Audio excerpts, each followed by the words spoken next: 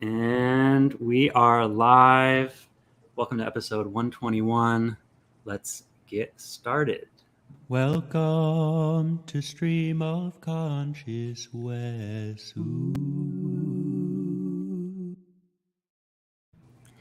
Welcome, Heaven. Thank you for having me. It's a pleasure to be here. Yeah. I love your watermelon shirt. I just realized that. Does your hair match your shirt? Yes. Incredible. I just dyed my hair last night. Was it an impulsive thing? Or you're like, I'm I gonna wouldn't do this. say impulsive, but it was just kind of like on a whim. It wasn't like super planned. But I had thought about the idea of like, I've never done half and half before. It looks good. Thank you. It's giving Cosmo and Wanda. Yes, absolutely. I was afraid that the pink would look too red and it would be Christmas vibes, but I think it's pretty pink. It's a beautiful watermelon pink. Yeah. So we are getting to know each other. Heaven, TikTok is the ultimate connector. I heard someone say the other day that TikTok is kind of winning the social media world right now because it's showing us that it's a social media allowing us and giving us what we are interested in and not just who we know. Yes, it's so global, I think. I remember when I was, because I'm 23, so when I was like 12, 13, 14, that's where it was the age of Instagram. That's where you would make friends. That's where you would meet people. That's where my first internet friends came from, was Instagram. And it's so the decline of Instagram as soon as TikTok took off, or even Vine's the precedent. Mm-hmm. Yeah. And I think you can see everyone trying to a little bit like TikTokify their shit, because that's in all reality, what it is that it's the most potent way to keep our eyes glued, is to continue to give us something we're likely interested in. And what we are interested in there's definitely a huge cross section, even just in our short little texting earlier today. Yeah, I think we've known each other all of 8 hours. Yeah. But we started following each other. I think you followed me back 2 or 3 days after I followed you. Mm-hmm. And then this is all with this week. Yeah. And the cool thing about TikTok that I don't think any other platform does is TikTok is so informational.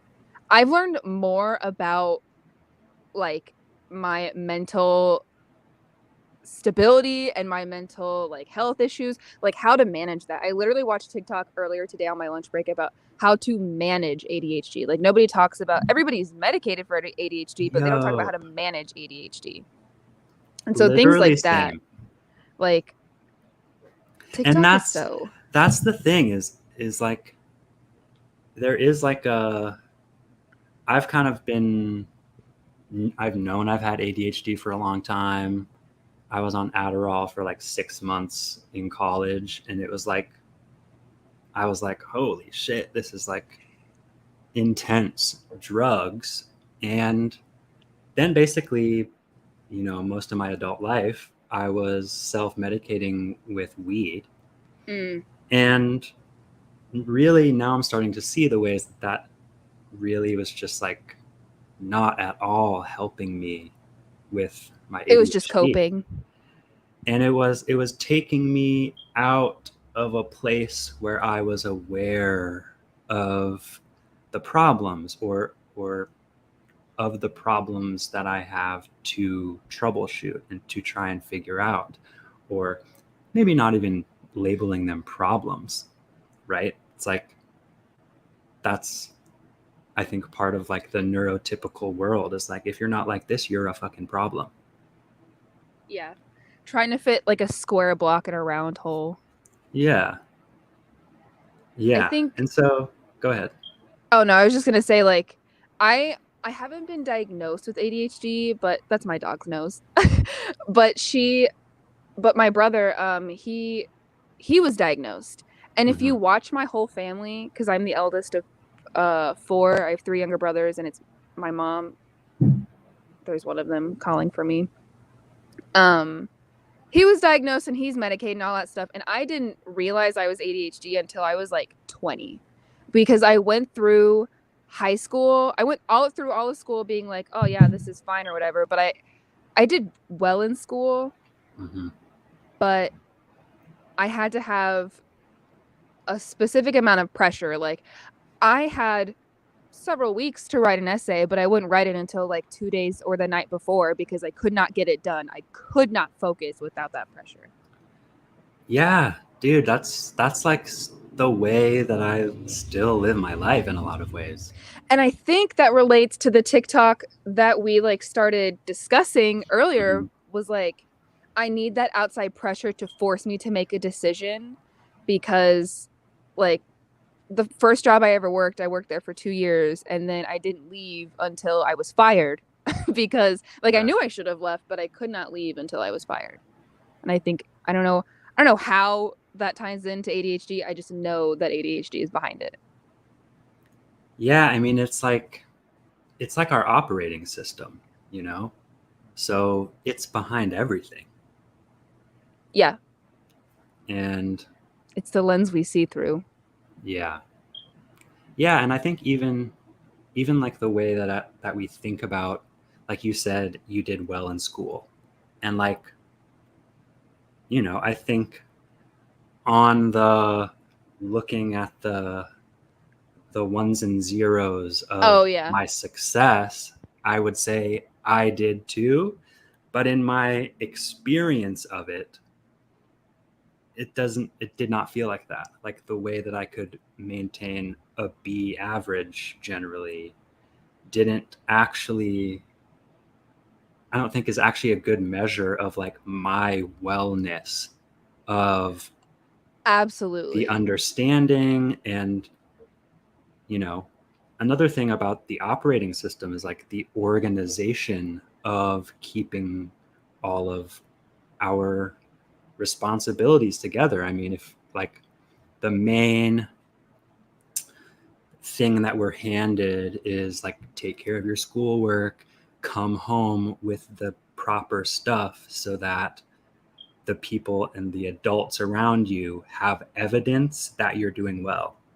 And so I'm like, oh, there are other ways for me to provide this evidence without the evidence actually being a good gauge of me. Yeah, I remember I was probably in like seventh grade when I realized it. I can't remember where I heard it, but somebody said that grades are a measure of responsibility and not intelligence. And once I realized that, I was like, oh, okay. Because I just like, why? I don't, it just blows my mind that everybody's like, yes, this is a great way to determine where people belong in life, is this one size fits all structure. Like, let's have Mhm. everybody wear the same size shirt. No alterations. No alterations. You have to wear this shirt. And like a Wow. 4 year old has to wear an adult size shirt versus like somebody who's 7 feet tall wearing a women's small. Like, Mhm. it just doesn't. It's weird how we have to follow such a rigid, do this, do this, do this. This is the timeline. This is what you need to do. This is how you do it. There are no exceptions. I was in a college algebra my senior year, and I just took it for funsies. I took it for shits and gigs. Because I was like, let me get ahead of the game. And the teacher Mhm. that I was with, I was doing fine with the math part, but I was almost failing her tests because I wasn't doing it the way she told me to do it. And I'm like, Right. you can't. If I'm getting the answer every time, why are you punishing me for not doing it your way? Yeah. Yeah, and I think like, it's like how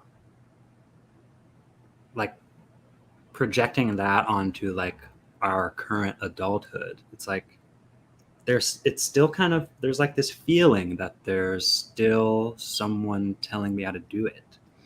And it's like our conditioning, you know? Yeah. It's like my own lack of belief in my personal process. And this is where we get into it, because Yeah. it's so crazy the way we internalize things when we're so young.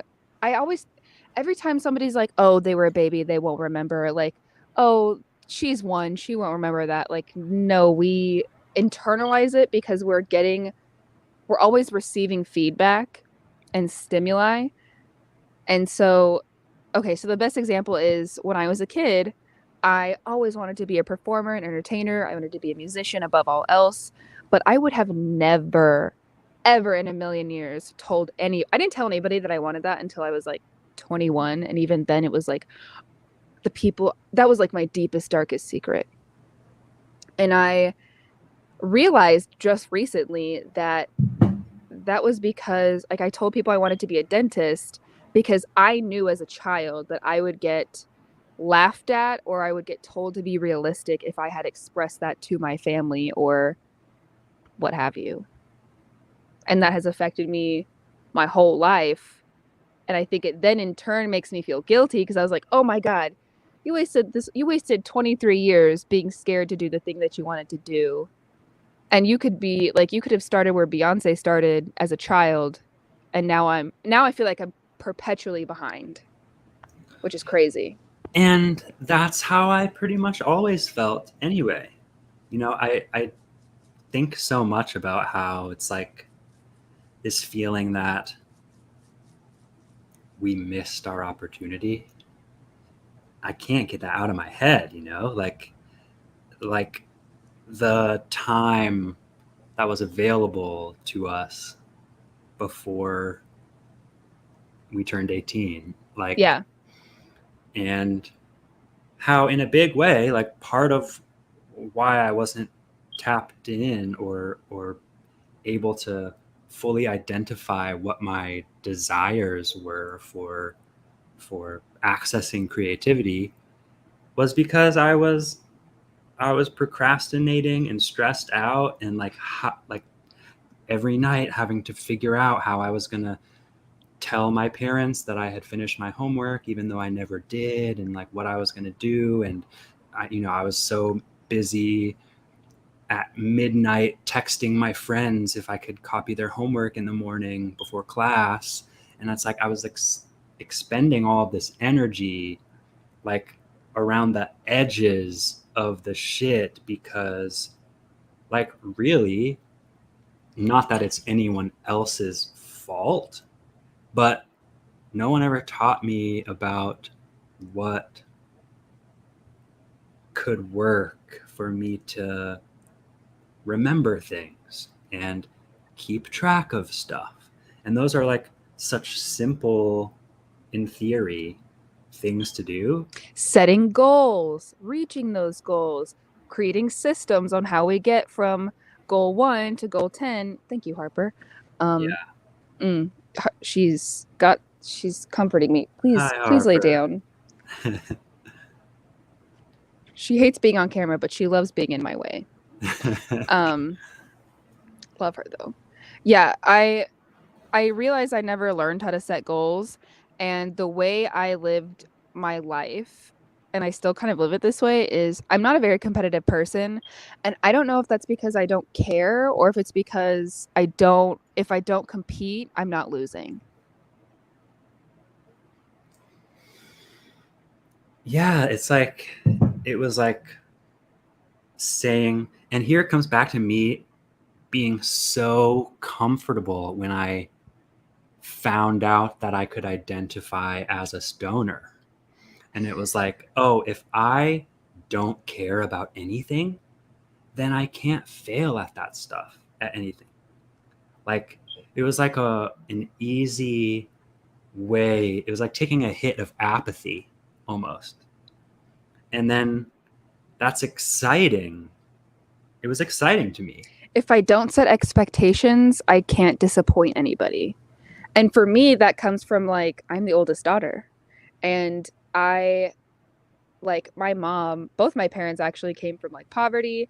And my mom was uneducated. My mom didn't get her GED until she was 25 and all this other stuff. And so she expected a lot from me because she wanted better for me. She had good intentions.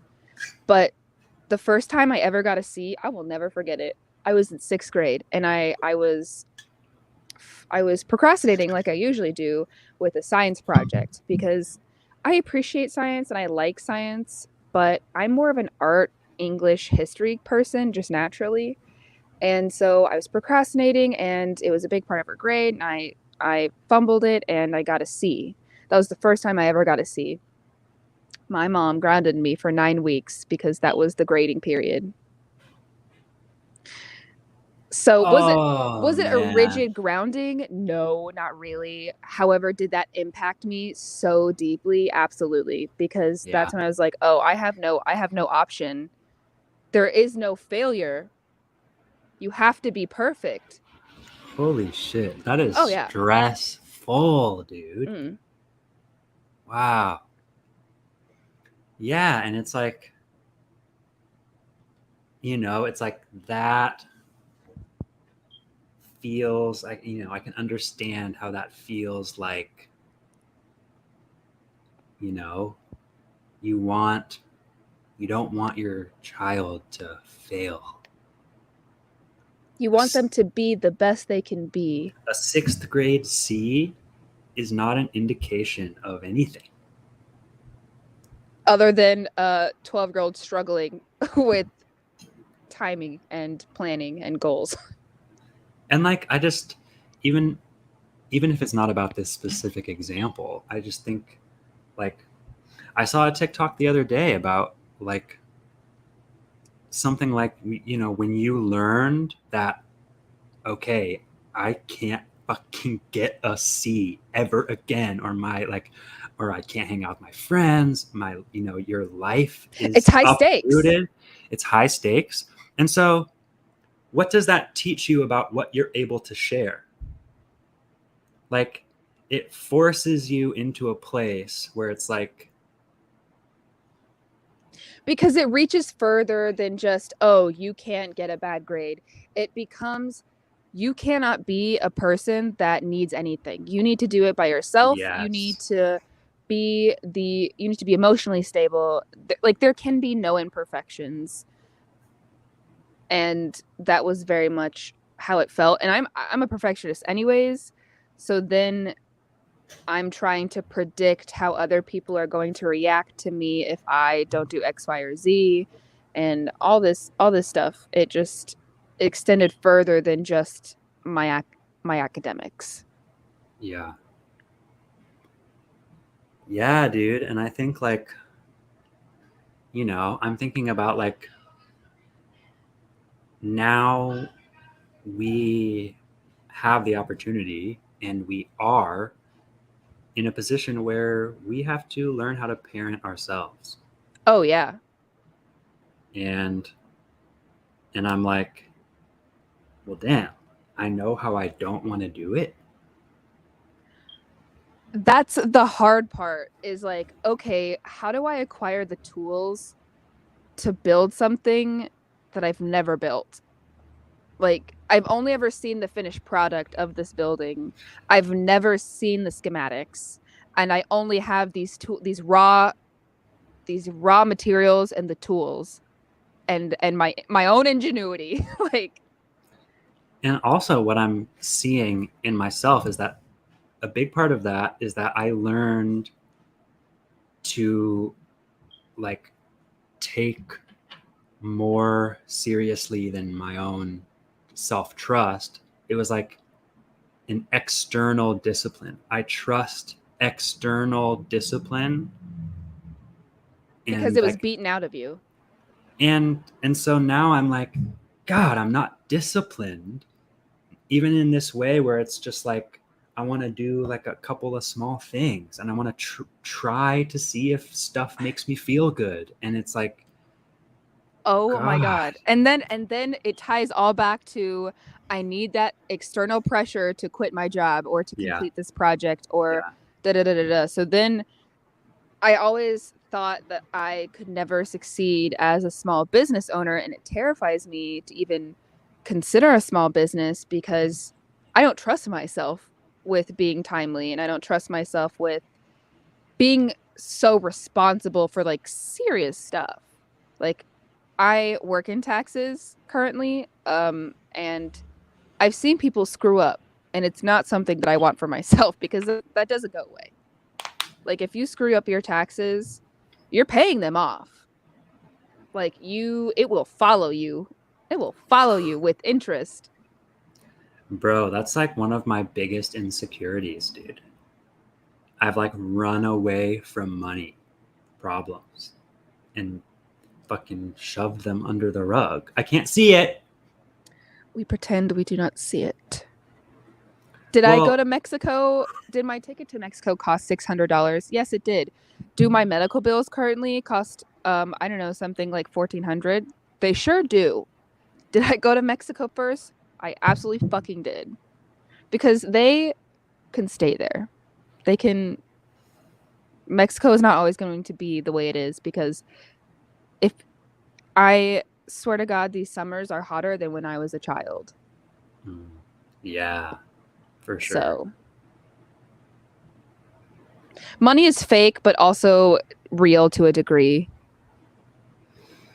Yeah, and I think like yeah, it's like not only not only do I feel like gosh, there would be a fire under my ass if I was fired right now. And I'm like, well, gosh, how can I light a fire that doesn't mean I'm severed from the thing I have now? You know? And How do I I have to safely figure that out. jump from one rock to the next, from one lily pad to the next? And it's terrifying because like most of the time if I leave a job, I have several other options. And currently I do. I was a waitress and a bartender for a while, so before like the pandemic. Yeah. And so I bartend on the weekend when it's open, but currently it's closed. And I'm not sure when it's opening back up. And then there's talks about because it's a privately owned bar, it's a small like mom pop bar, and they're talking about it might close down soon because it's getting so expensive and all of this. So I have a plan B, but is it a solid plan B? It's a little too shaky for me to leap with faith. Yeah. And then like I get this urge as an intuitive being that like, hey man, if you jump, we'll catch you. You'll fall in a bed of feathers. Like I got the feeling that if I quit my job or if I put in my 2 weeks, within those 2 weeks or within the next month, something else will fall in my lap and catch me. But I'm too scared to fuck around and find out. Even though when I get a bad feeling about like a person or a situation, I fuck around and find out because I need to know if I was right or not. So why is it that I can do it with the bad things and be like, you see, they gave me a reason. They proved why I didn't like them or this situation proved why I got that bad feeling. But when it comes to the good feelings and the good intuition of like, hey, jump and you'll go further than you think. Why? Like, okay for self-sabotage, but for self like propelling, it's so scary. Yeah, I think like yeah, like it's been a really interesting shift in my life since the pandemic because working for DoorDash, I have no schedule. And that's kind of the first job I've had where I'm not expected to be working ever. And so I've really seen how I just push away the work until my fucking bill's due tomorrow. I should go work. And so it's like in every way, it's like I'm afraid to quit because I still have to do it and I don't know what's on the other side of that. And then I don't want to work until I know I need the money for a specific thing. And so I'm just really like, I'm trying to be really kind to myself and, not like settle into that, because that's not an overall comfortable way for me to live. I think it's become like my job feels like the homework I became accustomed to procrastinating. Wow. Like my bills are now the due dates for my homework, and my fucking job is having to fucking open up the book that I fucking never read and I hate it and I only want to do the bare minimum right before the test. And you're perpetually playing catch up, And whether I'm, it's I'm with playing bills catch or up so bad, bro. and then like on top of having to parent yourself, you also have to grow as a like you have to take care of your inner child and then your adult self and then also your future self and then also Yeah. any other responsibilities you have. Oh, read these books and make your own food and also grow your own food if you can, because there might be an impending apocalypse Yeah. and it's just so much. It's just And so much. yeah, so I feel like I'm in a position where I'm discovering so many things that I never wanted before.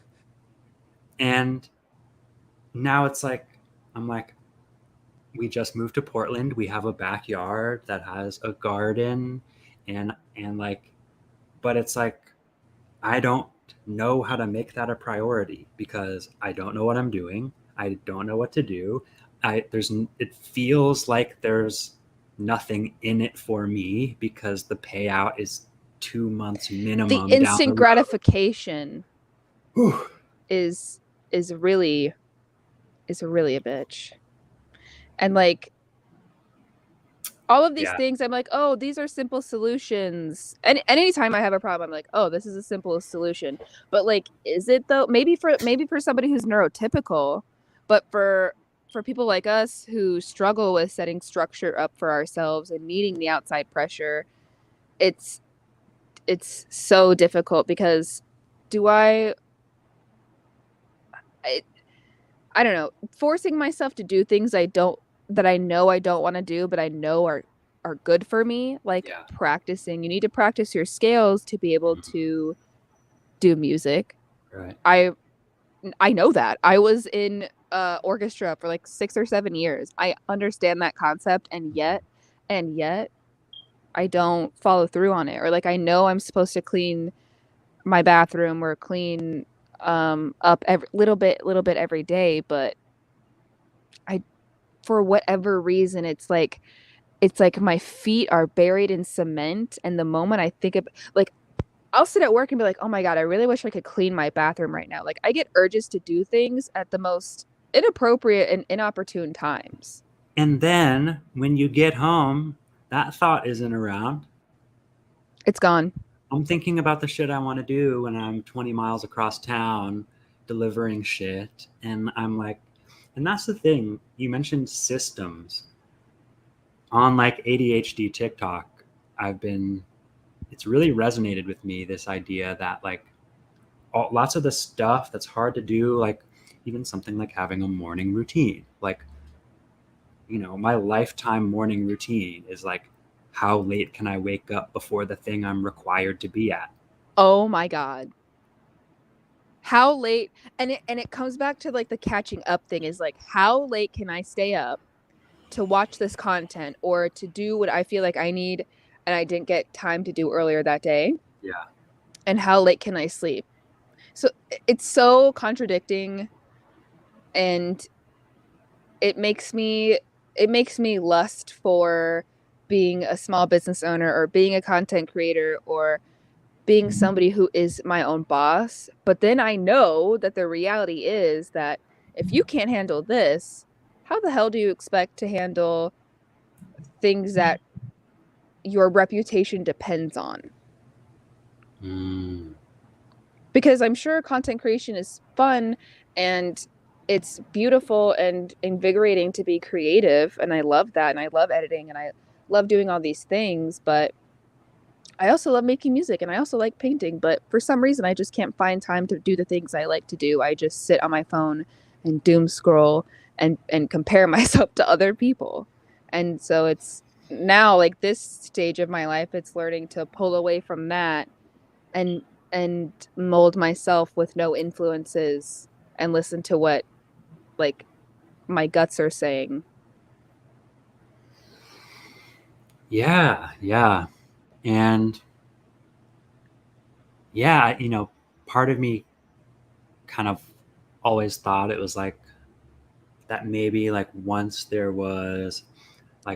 wasn't around my parents, and then once I was no longer in school, and then once I had a job where I don't have to do anything in particular, that I always thought that freedom would be kind of the key to help me unlock being able to access new types of activities and building up different skills And new levels of success, and I'm going to be a different, better person when I'm in a different, better place. yeah. And then wherever you go, there you are.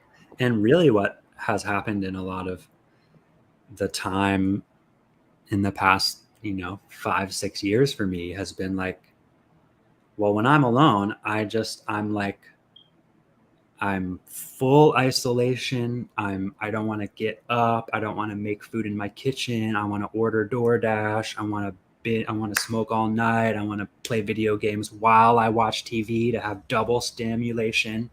Like, I want to like get out. And it's like, oh, part of that desire of getting out is that I can't see the potential in my now for what's capable to be built or what needs the first brick right now. Yeah. Because of one brick, I'm like, fuck a brick. I don't need that shit. I need a house. Because I can't see it, And it's like, and I don't have the confidence that I'm going to show up 12 days from now for the 12th brick. So why start with this one? Why waste my time today? Yeah. Ugh. Yeah, and that whole thing feels like like the inner child is finally rebelling against all of these things that were forced onto us. All of these responsibilities that were forced onto us, we're now rebelling against because because there's nobody there to teach you, or there's nobody there to tell you that you can't eat ice cream for breakfast. Right. But then you eat ice cream for breakfast for 4 days in a row and you're like, I feel like shit. Like, that's exactly what's happening. Bro, for me, it's tater tots. God. I'll have tater tots 5 meals a day. Yeah, tater tots. I have a real bad sweet tooth. Yeah. So I eat a bunch of candy and then I'm like hypochondriac about like, am I going to develop like diabetes or heart disease? But then take no action in like making sure that I'm getting my heart rate up or balancing it out or whatever. Mm-hmm. I try to be conscious of that, but I don't know, it gets overwhelming, and I don't know how people are people full time. Like, how are you working a full-time job and also going grocery shopping and also cleaning your house and doing laundry and finding time to do the things that you love? And it occurred to me that they don't. They either do the things they love or they do the things that are necessary, because there's no time to do anything else. And then, you know what most of us end up prioritizing is just simply resting with the people we love. Whether that be a spouse or partner, or whether that be your fucking kids, dude. Like, I'm like, bro, if I had a kid right now, I wouldn't know how to possibly think about prioritizing my creativity. I don't even know how to now. I mean, I'm struggling taking care of myself. I don't know how people, like, I just saw a girl who was like 2 or 3 years younger than me. I vaguely knew her in high school. She's pregnant. And I'm like, what is happening? I just don't understand how people, and like, good for them. I'm happy if they're happy, but I just don't understand how you could manage that? Like, how does that not make you think about nervous breakdowns at least 3 times a week? Here's what I'm thinking though, related to it would feel easier to get fired, is like the same level is like it would feel easier if I had to feed my kid. I'm living for somebody else, Yeah. which I think is the exact thing. That's like my worst fear, is living for somebody else, even though I just realized in this moment that I kind of have been doing that my whole life. As the eldest daughter, we love some eldest daughter syndrome. I'm the oldest as well. I have 2 younger sisters. So you feel me, like, and my parents got divorced. My dad was a Marine, so he was in and out. He was being deployed and all of that. And then they got divorced, and so he wasn't really around after that.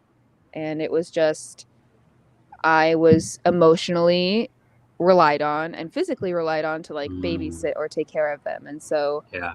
one of my biggest fears is not living for myself and living life the way other people have planned for me, like the picket fence and the house and the 2.5 kids and the husband and like all the stuff that's projected onto young people from such a young age, like going to school out the gate and being a doctor and da da da da da. Like, I don't want to do that shit. I want to travel the world and have experiences and be an artist and not have to Yeah.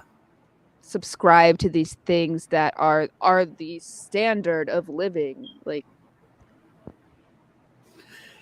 And like real shit. Like talking about this shit is fucking valuable because it's hard. It's like it would be hard for us to think these thoughts without having each other to bounce them off of, because like it's like real life, it's real time confirmation and community, I guess, like finding the people that are at similar vibrations as you. and I mean, back to TikTok. I mean, even without another person around, like we're talking into our phones, and yet I'm like looking in your eyes in your video, being like, hell yeah, that makes so much sense. And like, here seeing people tell me, I never thought of it this way. Thanks for saying that. And I'm like, I'm thanking myself for talking it out the way I did, Yeah. because I'm glad that I externalized those words because it's easier for me to understand them. My fucking brain is so muddled if I don't verbalize the shit I'm trying to think about. And like, I really do, when I like break and can kind of see past all the layers of the ways that I feel inadequate and that I don't, and the parts of me that thinks I can't do it, that I really believe my living can be talking to the internet. It's crazy how much more I believe in myself when I'm talking to my friends than when I'm at home alone and just being like, it's just not good. Like, I just never think it's good enough. And Yeah. I back to the, well, you got to see you're grounded for 9 weeks. Like, if it's not perfect, it's not good enough. And if it's not good enough, you can't see it. Oh, wow, bro. I wonder if her iPad died. Wow. Oh, we're back. Wait. Okay. Here we go. I don't know what the hell just happened. I don't know, but you cut out like at the end of a point. It was like a perfect cutoff. So So now we're back and everything's peachy. After this commercial break. Yeah. Well, Yeah. yo, real talk, before we move on, did you listen to that song I sent you? I did. It sounded like plants dancing.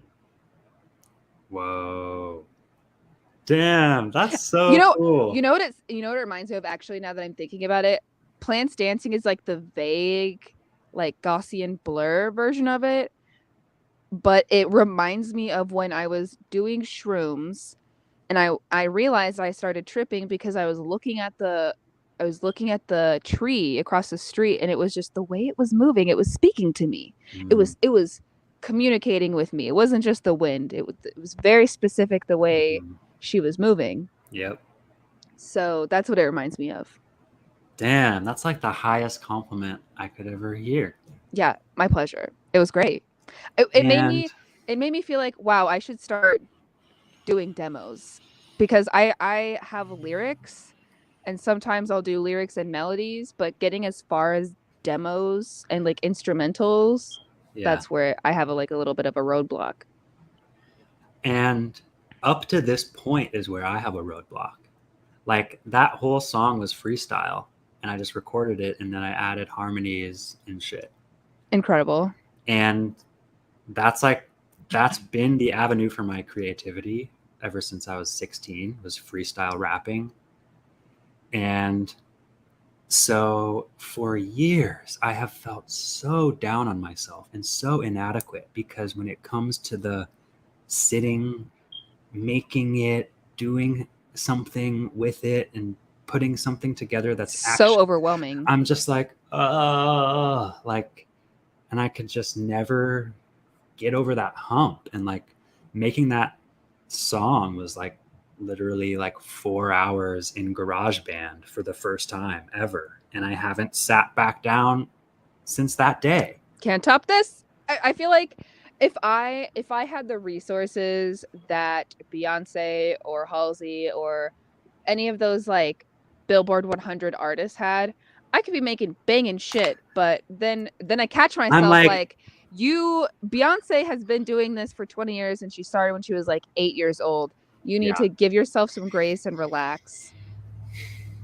Yeah, dude. Like it does feel like I'm like, God, I just want to hire a team or like a producer or like an editor. And Well, my brother is actually, I think he graduates next year. He went to school for sonic engineering, I think, or music technology is the degree he has. So cool. he can like produce and audio engineer things, so he could like work on a TV show or for a theater or producing tracks. And I co-signed his loan because I was like, he's like, hey, can you co-sign this for me? And I was Wow. like, yeah, but you owe me when you make it. You can't, like, you have to produce songs for me, buddy. Like, if I request it, remember this moment. So Literally, dude. And that's like now in my life I'm recognizing that like community is the fucking whole thing. it's all about networking. It's all about networking. My mother would drill that into, I was socially anxious as a child. I was just so terrified of saying the wrong thing or being around people I didn't know because I just didn't know if I could trust them or like, I don't, whatever it was. And my mom was like, you got to stop doing that because it's all about who you know. It's all about who you know. It's all about networking. And networking has gotten me a lot of opportunities. And the first time I really saw it come to fruition, like in such a real way, was when we got to stay in Thailand for 2 weeks because in this nice penthouse type situation, because my mom randomly chatted up this woman at a bar who was sitting alone. And then 4 or 5 years later, we're visiting her and her husband in Thailand. Wow. I love Thailand. It was beautiful. I lived there for a year. Did you really? Yeah. Did you live in Bangkok? I lived an hour south in a small Okay. town. Really? Yeah. How I did you taught end up doing English. that? Oh, okay. Yeah. Was it like a study abroad thing, or was it like right out of college, I want to travel this, I'm No, going to teach English? I did it just the full year right before the pandemic. I flew back to the States like right when the pandemic hit. Wow. It was crazy. Yeah. Wow. Yeah, I was like walking through an empty Seoul, South Korean airport. Like We were the only people in the whole airport. It was insane. Oh my God. But Yeah, I Thailand was. is cool. And I want to say real quick that like I am like so turned off by the word networking because it sounds so businessy to me, and it sounds like connections for connection's sake.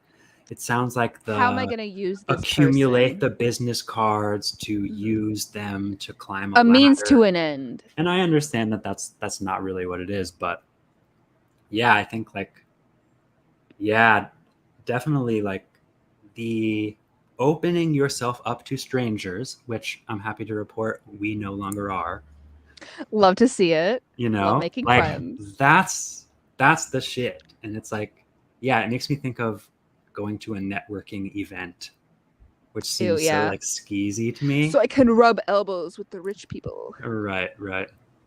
But yeah. I think I had a thought in it and it ran away from me. Mm. Fuck, what was I gonna say? Oh, fun fact about me, I see everybody as an extension of myself. I don't Mm. know if that's like a conceited thing to say or a very enlightened thing to say because cue my little cuppy. But I definitely think enlightened. yeah, well, and like I think about I recorded this TikTok in Mexico. I was there, but I never posted it because I'm a perfectionist, and so I was like, I need it to be said this specific way. Mm. So at least 7 videos are sitting in my drafts about this concept. But Fucking um post it. I will. I'm Here we telling go. you.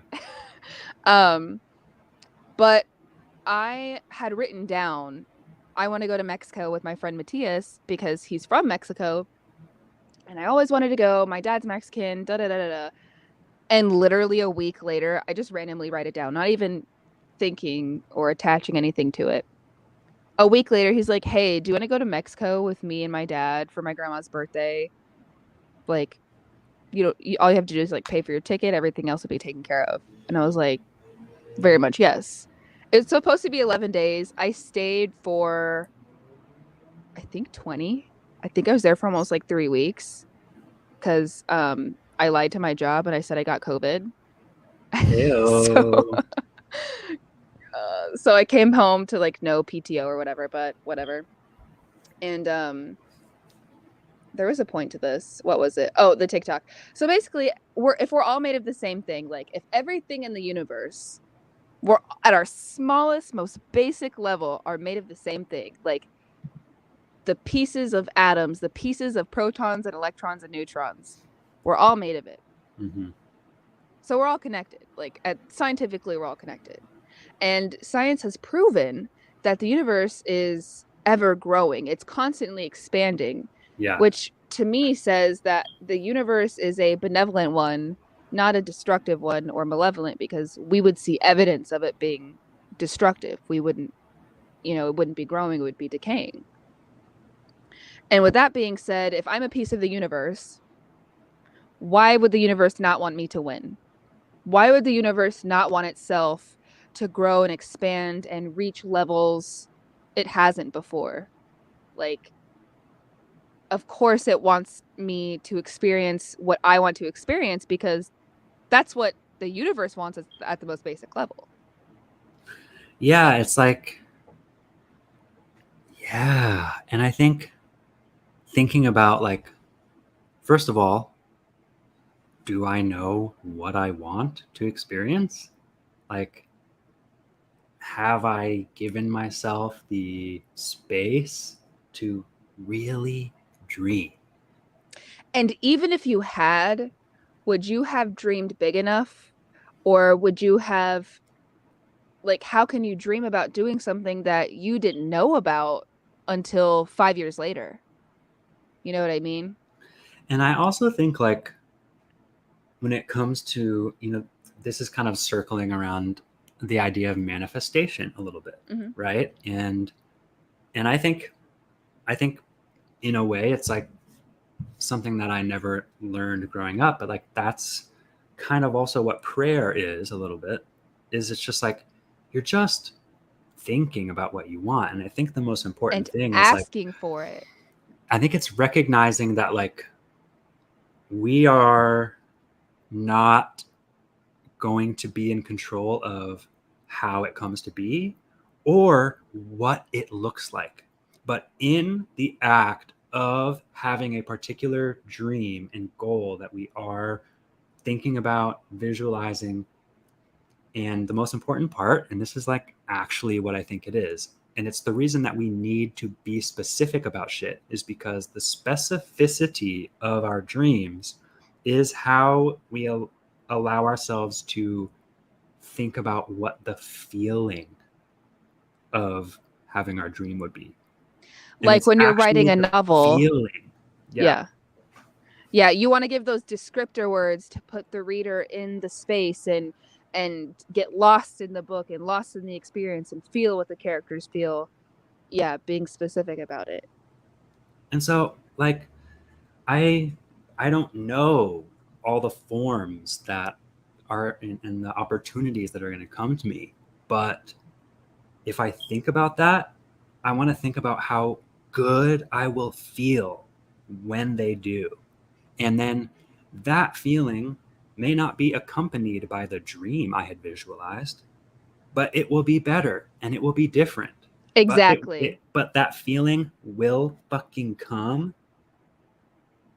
And so I think we have to, as neurodivergent people, have to apply that logic to the process, to the grueling process of whatever it is we're trying to accomplish, of the goal and the system.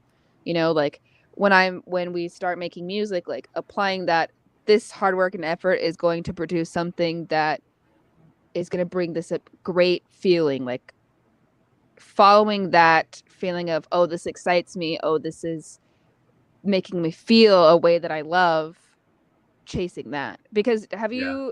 you ever gotten into like human design or anything like that? Yes. Yes. Woo! I was thinking about asking you that earlier, but I thought it would be a shot in the dark. No, I was like, it's gonna come up in the conversation. We'll eventually get to a point where it'll happen because I am an astrology bitch. I started with tarot. And Yes. then I maneuvered my way into astrology to where I like, it's strange because I started with tarot and I like was really understanding it and liking it, and then I dropped that for a little while, and then I picked up astrology and I really understood that and did that for a while, and I had to drop that because I was doing my full-time big girl job. And then now I'm starting to see HD and like picking that up. So eventually they all come together and I'm like the Pikachu meme. So you brought up human design. Is there like a particular aspect to your design that's been like a light bulb for you? I think so. I'm a manifesting generator. Cool. Thank you. And I think when I learned that we should be following our excitement, I was like, holy shit, why did it take me so long to think about that and really understand it? Like, it's one thing to be like, yeah, follow your excitement, follow your bliss, but then it's another thing to embody that and really feel it in your body how it's supposed to be, at that like cellular understanding. Yeah. And that concept is what, like, that concept of following what makes me excited, and also the other concept that I just explained of like we're all connected and why would the universe not want us to win or give us what we want. Yeah. They like converged and came together, and I was like, holy shit, this is a secret to the universe. Same thing with like Abraham Hicks. They also are like, just do what makes you happy. Who the fuck cares? But I'm like, my bills care. And then it comes into like, you just have to have faith and trust. Harper, please. She's like, exactly. You have to have faith and trust that when you jump, you'll fall into a bed of feathers. Like, why do we assume the worst is going to happen? Yeah, I just had this image of like, the fool Mm. tarot card. Like it's like there's a type of leap there, right? And I just had this image of like my fear is like halfway into the jump, being like, and then falling, right? Be It's like, just wait, like, wait, I didn't mean it. I didn't mean it. I didn't mean it. yeah, and just like not being able to take back the leap, but then stopping my momentum because of the fear, It's and then that leading to something worse than I could imagine. the fear of change is really, it's really crazy how it's almost like an innate human response to be scared of change. When change is God, the only constant in life is that change is inevitable. Like, Yeah. why we fight it so hard is kind of wild. Like, I used to think that I was like, oh, I love change, but I only like change when it's forced on me. To ask me to change for myself with no other outside forces, I struggle with that. I Yeah. don't know. And is it because my relationship with myself could be better? Probably.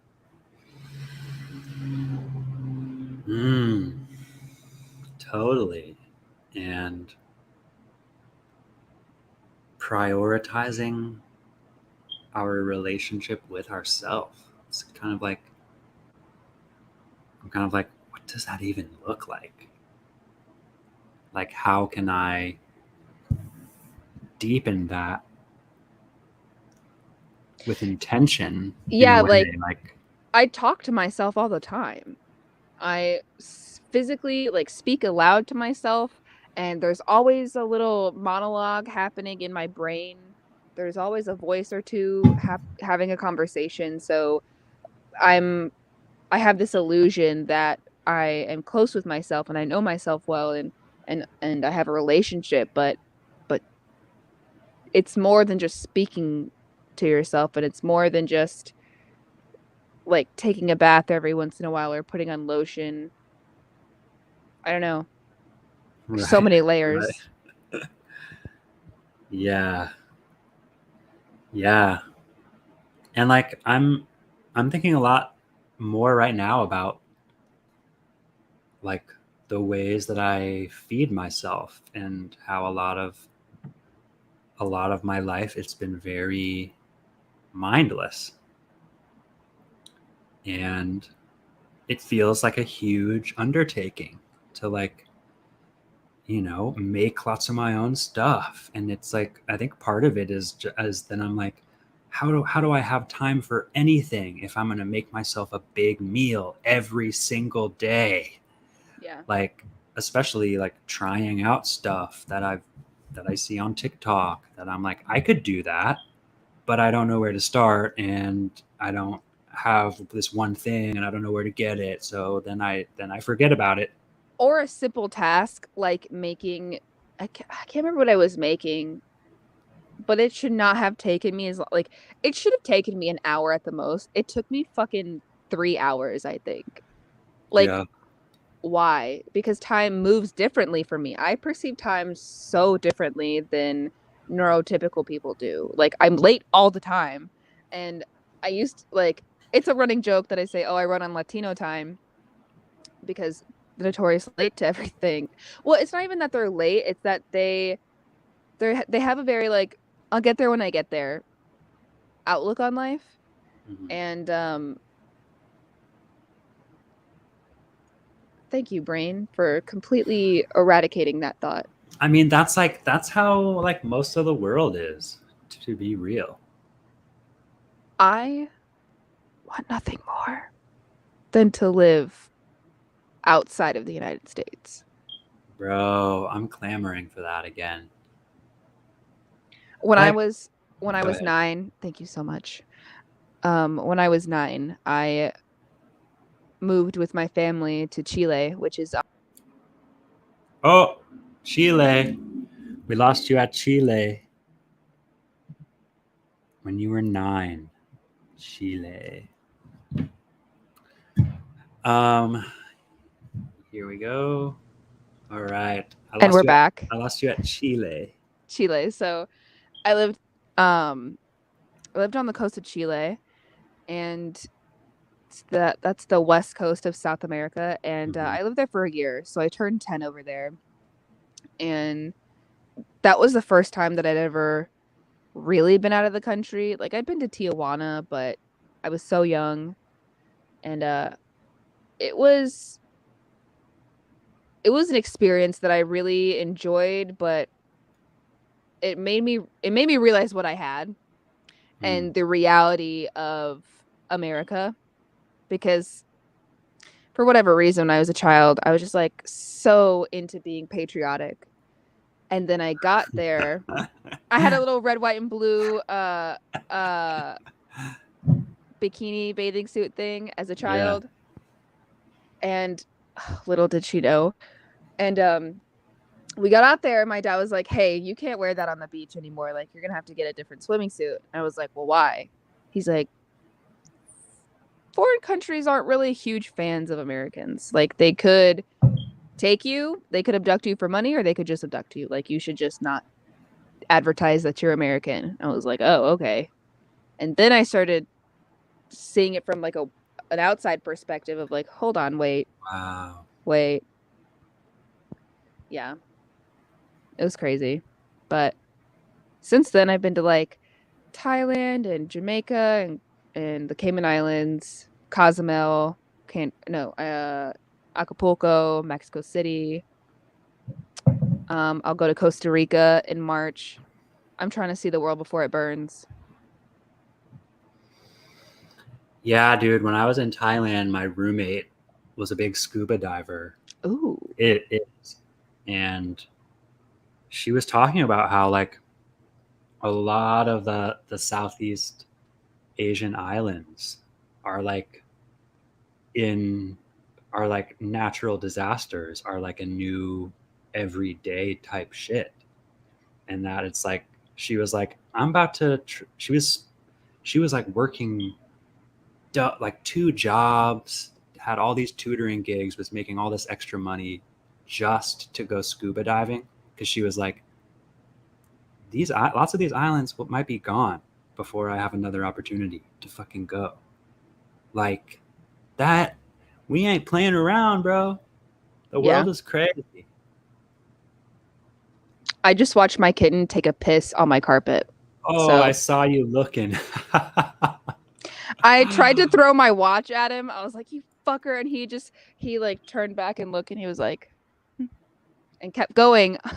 Oh man. There's a litter box right over there.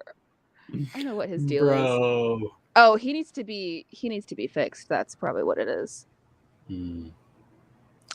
Sigh. Anyways. I was like, I want to get up and move, but I know that the deed is already done, so. Yeah, I think, like, obviously it's different, right? You were like a child when you were in Chile, but I think in a lot of my experience, which mostly was in Thailand, but from lots of my friends and stuff, is that lots of foreigners don't like America, but they love Americans. Interesting. And I think it depends on where you go to and the type of American you are, because I know a lot of people who will shit like and be like, Americans are dumb, and I'm like, yes, but not because they're sometimes they are willfully ignorant, but a lot of the time it's because they're so uneducated because of the state.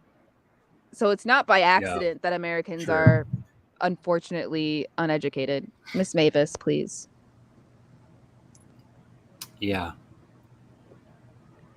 But yeah, I'm trying to like going to Mexico. I was so because the food in Thailand was A1 premium, fresh.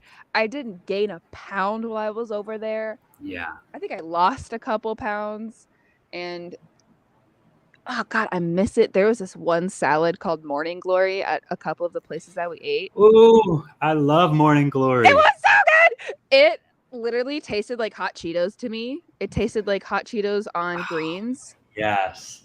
And they also had this one sauce called plum sauce. It was like, Mhm. oh, I love it.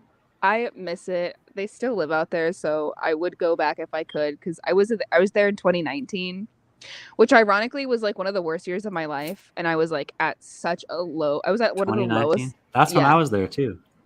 where I was there in May. I was there Yeah, I got the there in end of. April. I got there in April. That's We were there at the crazy. same time. That's cool. That's crazy. Yeah. Yeah, so we were in Bangkok for most of the time, and then we went to Wahin for a beach trip, and it was just me and my mom. I kind of vlogged this a little bit because I was like, oh, I'm gonna start my YouTube career, and then on my old phone, Yeah. I was like, I'm gonna vlog this, but then I never followed through and put it on YouTube. Um, but Mhm. we just me and my mom took a little bus to try and travel 3 hours to Wahin, and got so burnt that I couldn't lift my shoulder higher than like Boy. shoulder length because the sun is something different out there. And oh God, the people were so nice. Okay, the Asian culture so kind and polite, which I knew Yeah. previously, but actually experiencing it because I think we stopped in Nagasaki or one of the Japanese um airports for one of our layovers, and they were so nice. I was like, oh my God, if it wasn't so expensive to live out here, maybe I would do it. But oh God, I miss being abroad. The food, the fruit.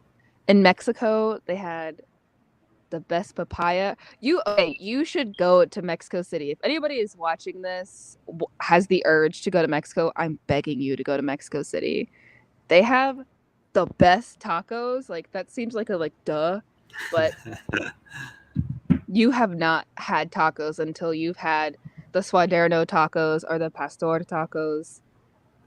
And they're open all like they're literally open until 4 in the morning. They open at like 2 in the afternoon, 4 in the afternoon, and stay open all night basically. Oh, I miss New Mexico. Yeah, dude. Like, just like, yeah.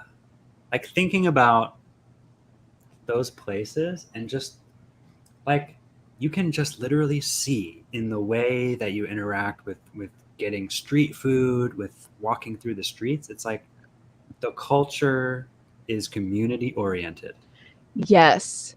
and it fucking blew my mind. Like just how it highlighted, like I knew my neighbors. We were like the only foreigners on our little street in our small town, and like I couldn't really, none of our neighbors spoke much English, so we just learned the pleasantries. But like we hung out and we said hi, and like everyone was like all night, everyone was just hanging out on the street together. And like I was just like, holy shit. Like I've never known any of my neighbors in my whole life the way that I got to know and love these Thai people with whom I could barely communicate. Like, Yes. oh, In Mexico, they say hello and goodbye to everybody. Like it is the proper thing to do. When you walk into a room, you say hello to everybody, regardless of whether you know them or not, and then you say goodbye, regardless of whether you said hello or you know them or not. And it's interesting, actually. I just thought about it today. I saw so many people walking out from work just looking down, whether they were on their phones or just literally looking at their feet as they were walking. They were just so to themselves. when Whereas, today? yeah, today. Whereas, like Oh, in cool. Mexico Gosh. or even Thailand, they like in Mexico they will say hello. They're very friendly. They will say hello and start like bantering with you or whatever. Very polite. Like if I see you or we're in the same elevator or we're passing each other like ships in the night, they will acknowledge you. In America, it's very different.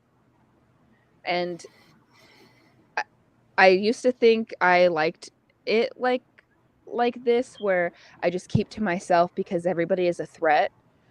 But Right. I'm starting to realize that maybe I was lied to. Like maybe not everybody is a threat. And Maybe I'm stopping myself or preventing myself from experiencing certain things, which I'm 5'4" and a woman. I am female presenting, so you have to be careful and aware, but also at the same time, at what cost? Yeah. Yeah, it's funny, even like as I was about to go to Thailand, just like the amount of, my like parents and grandparents and other people, how fucking worried they were about me. They were just like, it was just like, not America, danger. Which is so crazy because America's kind of dangerous. Yeah, bruh. Seriously. And Uh, like, we can't see it because the only perspective we get of ourselves is from us. yeah. That's why I constantly thank God that I wasn't a part of this small town mindset because my mom is from a small town in Missouri. And my dad was grew up in St. Louis, so whatever. But if you've ever been to St. Louis, you know that St. Louis is a big small town. Mm. Like St. Louis is not what it used to be, and I think Kansas City might be bigger. I have no idea, but I I have had so many people be like they can tell that I'm not from around here just by the way I behave or whatever. And first of all, I love that for me because I would despise being recognized as a small townie. But secondly, it's unfortunate the amount of people that I know that haven't left the state. Some of them haven't Yeah, left the city. right. Some of them don't intend on leaving the country. And I'm like, how can you know that this is where you're supposed to be if you don't look other places?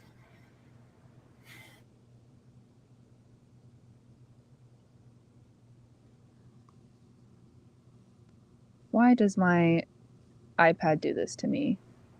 Well, I think my Oh, Wi-Fi is maybe my roommates started watching TV downstairs. work. I hope it's So good TV. better be. What was I just saying? I'm Oh so well. sorry. I have no idea. We were talking about Oh, I was just saying like it is a privilege to be able to leave. yes, That is true. And I have to remember that, you know. or to have the courage to leave even. Because sometimes people have the True. means, but they do not have the desire because they like being a big fish in a small pond. Yeah, I mean, this is a story I heard on a podcast years ago of like thinking about like you like a person has a family and they know they need a bigger apartment, but they can't save up the money, and like for years and years they're just like saying this isn't good enough, we need better, but not able to put together the funds. And then all of a sudden one day your landlord evicts you. I mean, it's exactly what we've been talking about. And then what happens? You find the place. Is God speaking to us right now? Do you feel God in this Chili's? Because very that. And so I think, and again, it's like understanding the power of our circumstances, and at the same time often forgetting how much power we have. And you know what? If you're forced out, then like if you regret the decision, it's not your fault that you left the job because you were fired. They made the Yeah, decision for you. It definitely takes away your power and your there's just responsibility. there's like, yeah, it's like I'm trying to think of the metaphor of like these like Standing in your own layers. way.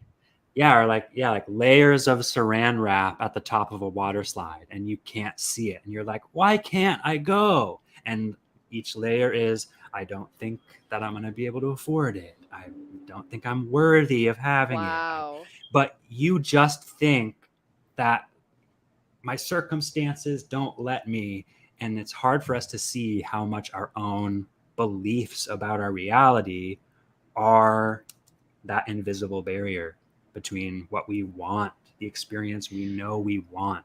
And it's crazy because again, I hear that concept all the time, but it's so hard to like feel that on a cellular level. Like it's hard to realize like, okay, yeah, I guess I create my reality, but like I didn't create 40-hour work weeks and I didn't Yeah. like I could create my reality, but like how?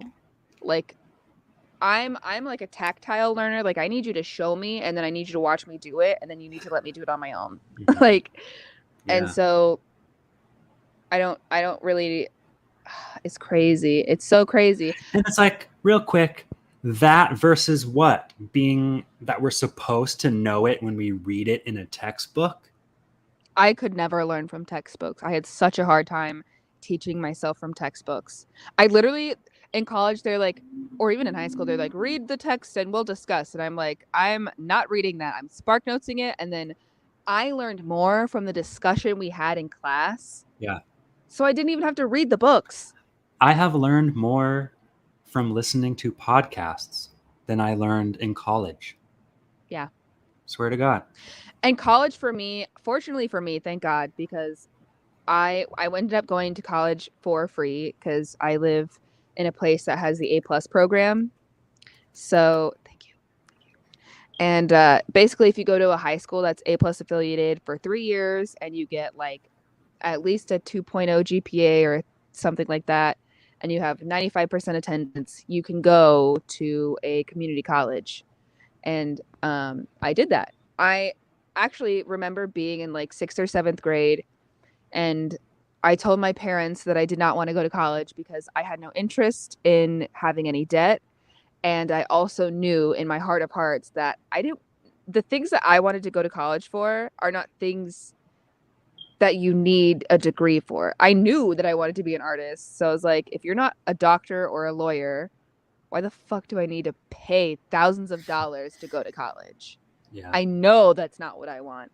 And they ended up making me cry, a 12-year-old girl, because they're like, you're going. And I was like, no, you can't make me. And they're like, yes, we can. You're going. And I was like, all right, well, are you paying for it? They're like, no, you are. Like, you can't make me go on my own dollar. But ended up working out for me. And college is where I really learned that I could paint. Like, my dad is an artist, like a visual artist. And it never occurred to me that I could develop the skill to be a visual artist. I just thought music was it for me. And then I took a painting class and I was like, well, hold on. I'm actually kind of good at this. This isn't actually, I'm going to go grab the first painting I ever painted. Hell yeah. I would show you, but my room's a mess. So BRB.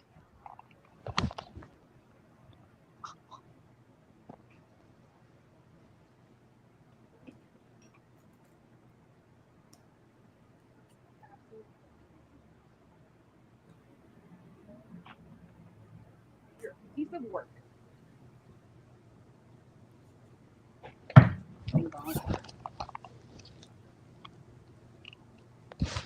Behold, the first painting I ever painted. What? Yeah. Why is it crooked? There we go. I want to see if...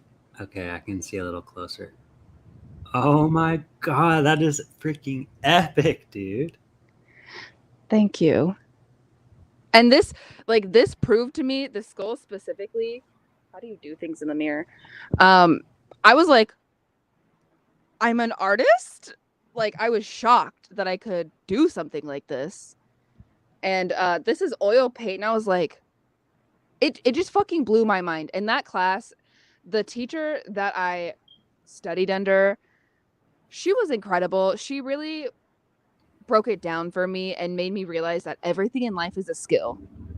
Everything in life is a skill, which means everything in life is something that can be learned to do. It's not like nobody's inherently, right. You know.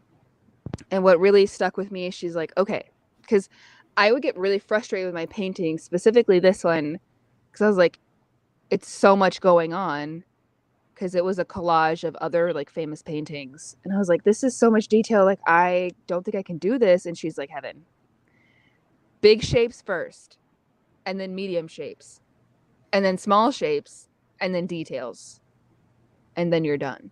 Wow. And I was like, that's insanely simple, but like it's another one of those things, like it's so simple and yet so difficult to focus on, Right. because you just want to Wow. get to the end. Yeah, dude. I think like, yeah, thinking about like all of my, limited art classes up through high school, it was just like, it was just so associated with like,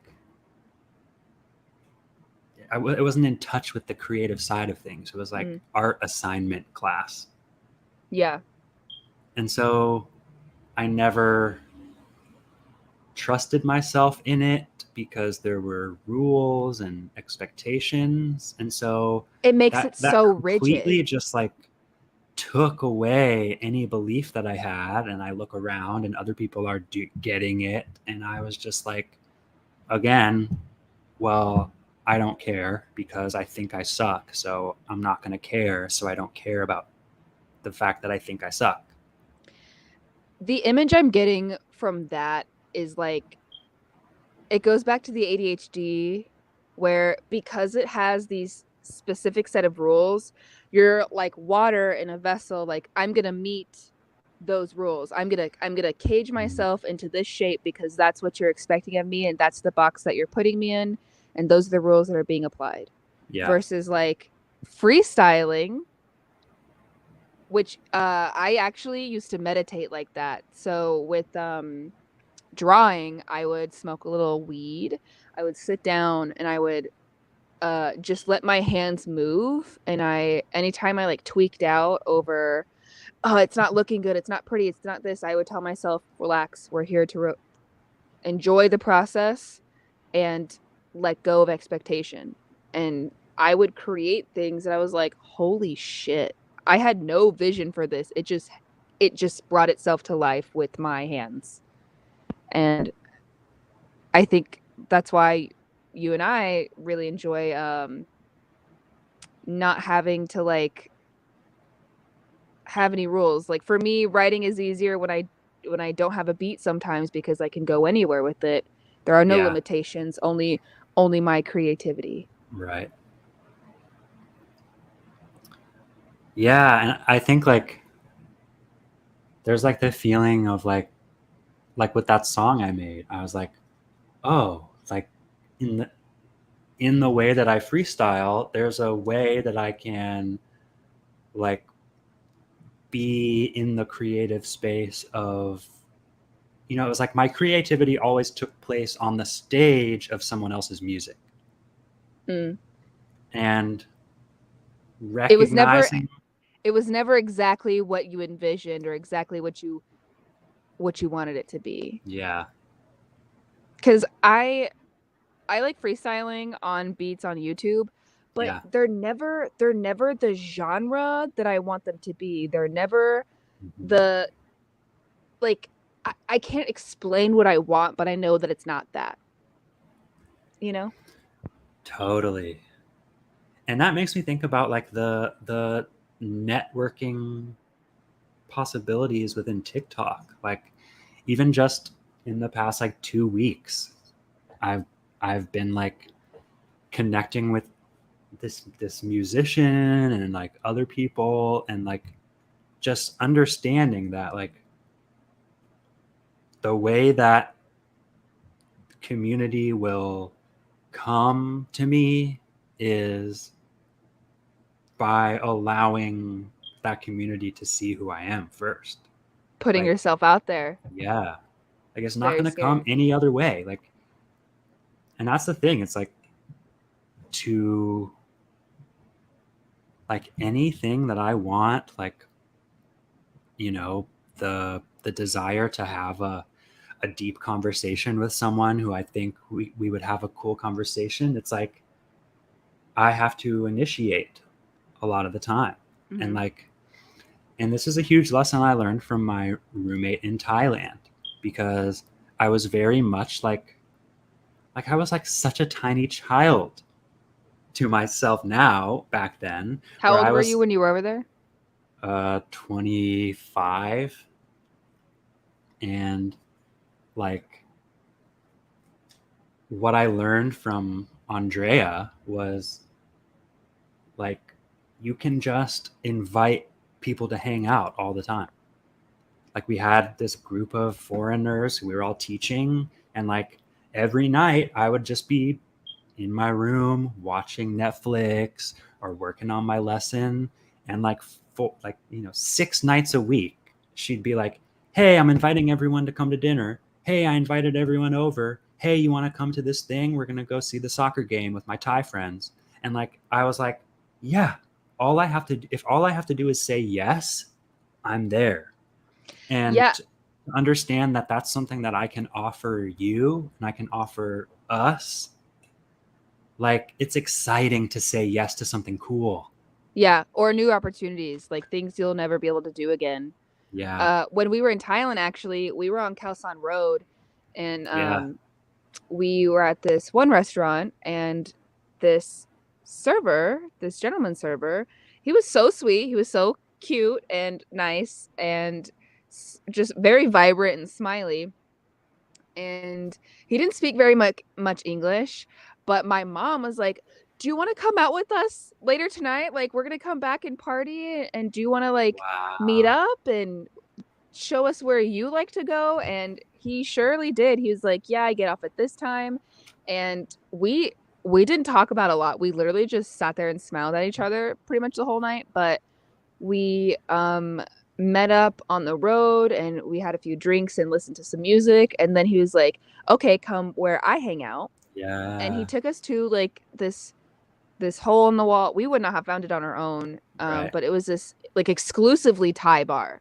Like me, my mom, maybe like 2 or 3 other people were American, like non-Thai, and it was just full of Thai people. And it was so interesting. I was so grateful for that experience, because as I was at the time, I was uncomfortable with myself because, like I said, it was a dark time, but it was so cool to see how other people commune and vibe, and how at the end of the day we're all human beings, and so we all have something to relate to, which is Yeah. why it's so cool to talk to literally anybody, because regardless of what they have to say, there's absolutely at least 3 things you can relate to with any given person.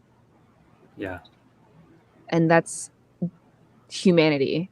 It's beautiful sometimes. Yeah. We're looking to share with others. And when you share with other people, you also learn about yourself. Yeah. So crazy. And another thing that I was thinking about earlier was, now, because of this conversation, I've learned a few things, and I've made a few like connections in my mind. So there's literally been synapses in my brain that have been created, and neural pathways that have probably been created because of you.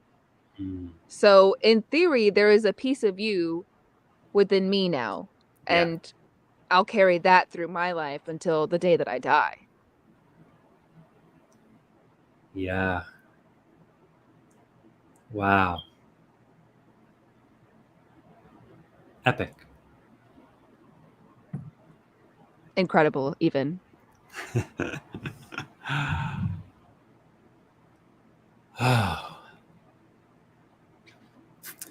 So we taking a leap or what? Oh, absolutely. I think tomorrow I have to put in my 2 weeks. Here's another thing that I was thinking about today as well. It's crazy how I gaslight myself. Mm. Like, I don't see people talking about it a lot, but how often do we really gaslight ourselves? Because the amount of times that I have known a person or a situation, or in this case, a job, was no longer meant for me, that it served its purpose, or that I should not even touch it with a 10-foot pole. And then I'm like, maybe you're just not grateful enough. Maybe you're just not in a positive, maybe it's your mentality, buddy. Like maybe you should be Wow. grateful for this like decent paying job, Right. and just pick yourself up by the bootstraps and feel good about it. Like force yourself to feel good about it.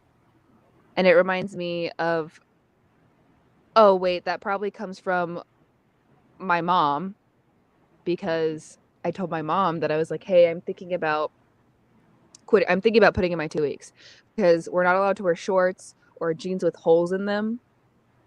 And so I'm like, fuck, I need to find some clothes to wear today. And I was getting frustrated. And I was like, hey, man, this is too much. I just feel so restricted in who I am. And this is like kind of the straw that broke the camel's back energy. And I was like, I think I'm going to put in my 2 weeks. And she was like, you better have something lined up. You better not have another job lined up. And I'm like, and then she slips into this whole, because we work at the same place, she slips into this whole like spiel about how basically you're going to be miserable at your job, and that's just a part of being an adult. Just deal with it. Oh, Like, killer. Oh my God. I don't think she understands the way that single conversation just Oh, we lost you again. Sorry, guys, for the constant interruptions, but heaven keeps coming back, so we're chilling. And we're back. Hey, So, don't step on that. Yeah, but I don't think you understand that single conversation. Yeah, that single conversation like broke my heart. I realized that, unfortunately, without her realizing it, she's my op. She's literally my opposition. She's standing in my way. Bro, and also what she's admitting to you is that she's miserable. No, genuinely, like even in that moment, as upset as I was like, all I wanted was you to support me. And then she retorts with, I do support you. I pay the rent in this house. I pay for the food. I pay all this. And I was like, Mom, I want emotional support, because she assumed when I asked for support that I wanted financial support. Yeah, because totally. Why would you even think that your eldest daughter would ask for emotional support? That's just how irregular it feels. You're an adult. Yeah. Like as soon as you become an adult, it's deal with it. Because I feel like when I was a kid, it was like you can do anything. But now that I think about it, I don't know that I was ever told that. Which is why, rounding back to it, I wanted to be an entertainer and a performer, but I knew that I just knew somebody was going to tell me that I need to be realistic. Or, oh, that's so cute. What do you actually want to do? Yeah. And so to have her like, to have your mother, because unfortunately we're all seeking our parents' approval until you realize you do that and you decide to not do that. Mavis, please. My cat. I just wanted her to say that she believed in me when I didn't think I could do it, when I didn't think that I could, survive this. You know what I mean? Yeah. And she literally did just say, I'm miserable at my job too, but I'm doing it. I'm like, but you don't have to be. You don't have to be miserable. Oh, man. Yeah. But then I called my dad and I was like, hey, Dad, I was literally like crying in the like parking lot of my job, like in front of people. I was sitting at the little bench, and people were passing me, like walking into work, watching me like just like sob on the phone with my dad. And he's like, dude, that's not true. I was just like, I just need to hear it. He's like, yeah, that's not true. Life is not about being miserable, and you do not have to work a job that makes you unhappy. Like, you should prioritize being happy in life. It was such it just pulled the rug from beneath my feet to know that my mom, without even thinking, was like, heard me say that the job makes me miserable, and then was like, suck it up, buttercup. Like, you said that to your child. What happened to wanting better for me the way you pushed me when I was in 6th grade, man? Right. Yeah, it's It like, was insane. yeah, it's like, would you tell your 6th grader that when they tell you that, Settle for less, baby. going to dance class makes you miserable? Sorry, I already paid for the dance class. You have to go. You need to stick it out, man. Yeah. Ugh.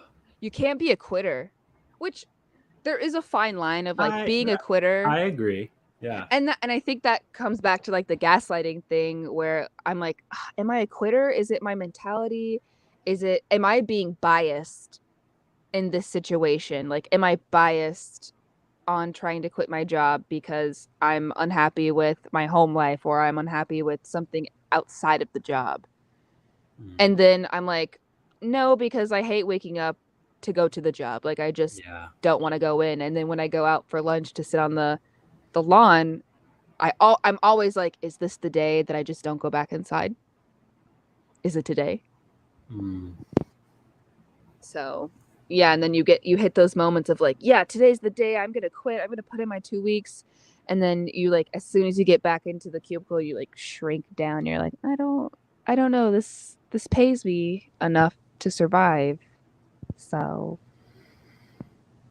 I better just shut my mouth and be grateful. Yeah, shut my fucking mouth. How dare you ask for more? I was just gonna say, who am I to ask for more? Who am I to be happy and pursue what I was put on this earth to pursue? Yeah. Because that's another thing is like, am I creating a butterfly effect by not quitting my job? Like, is somebody out there not getting a job because I'm not quitting? You know what I mean? And also, did your mom say that to you to help you to realize you actually want to quit? Right? Can you find that purpose in her statement? Oh yeah. Like, as much as it hurt me in the moment, I've always been like a silver linings kind of girl. I have always been like, everything happens for a reason. Even in the moment, in the shit where I'm like, this fucking sucks, I'm like, okay, I know at some point it's going to be revealed to me why this had to happen. Like, I thought for a long time that my parents getting divorced ruined my life. And then shortly thereafter, I was like, oh no, this probably saved my life. So in the moment, I was like, wow, I'm having a panic attack. I'm crying. I cried like all day. I was like answering phone calls from these people who were asking about their taxes and like just silent tears streaming down my face. Wow. And I was like, this is kind of funny because that's how I deal with my trauma. But I realized like, okay, this showed me that my mom obviously doesn't support me, and not because that she doesn't want to, but probably because she doesn't have the mental capacity to. And, I'm thinking that like, if, in her recognition, right, if she had really heard you and supported you in that, then that would mean she would have to recognize that in herself. Yeah. To allow you, right, and to support you in that. Yeah, it's like that. The cognitive dissonance. That means an expecting of my misery. And I want to just say, that's how it is. Because if you are miserable and you want happiness, well, then what am I doing? Yeah. Why can't I have that? Shoot it. Yeah. Yeah. And then You know what she would say? Well, because I have to take care of you all. And that's maybe true. Yeah, but But Yeah. my youngest brother is 15. Mm. He's like always booed up with his girlfriend. I'm almost positive he's upstairs right now with his girlfriend. Like he it's I get concerned for her, and I felt this way for a long time. I've been concerned for her when I realized like being a mom is her identity. And Right. unfortunately, that happens to a lot of mothers, especially single mothers. Mm. And what's going to happen when your last child moves out? Who are you then? And then Yeah. you will be forced to deal with that. Yeah, dude. And So, sometimes being forced to deal with it doesn't end in the ways that we want it to. So, yeah. Yeah, my parents got divorced while I was in Thailand. oh, So like fun. 3 years ago. And then my sister moved out like a year ago or so. And so it was like in the span of like 2 years, my mom went from having never lived without her youngest child, without living with her husband, to all of a sudden she is completely alone all the time. And Can drive a person mad. and like, you know, I think she's struggling with that because it's like, the community in her life was always just kind of the given. It was the fam. And Yeah. now like that's all dispersed everywhere and it's, short spurts of connection and she's like having to look at how much she isolated herself in the misery of an unhappy marriage, having to recognizing how much of her friendships she stopped putting care into because she just wanted to just hang out with my youngest sister and not address shit. And it was like this deep unhappiness that just like she was just checking out. And now it's like all she knows how to do is kind of check out from her life, by watching TV. And I'm kind of seeing like I feel like a camaraderie with her in a way where she's really become like just a person, like my friend. Yeah. Because it's like there's in the ways that we're starting to have a relationship that's not just her momness. I can see how it's like, yo, we're both figuring it out, dude. Yeah. Like, like, and I can see how much she feels like she doesn't have as many options. Like she's so ingrained in that all she can do is just wait it out. I'm just gonna go to work and I'll never find someone else and I'm just gonna get a dog and hang out with my dog and just watch the newest Living TV is show. futile. Like, Yeah. and it's like, bro, and that to me is like it's a product of our society where it's like the prioritization in America is the tiny small family unit and throw away the other aspects of community because this is your priority. And when that's your priority and it's fucking stressful, you don't have the energy or the time to maintain the rest of those community bonds, right? That's why when I look at back to Thailand, I'm like, there are all these families who don't just have their family. It takes a village. It's Yeah. not just a saying because it's fun. Like, Yeah. it's true. It's so true.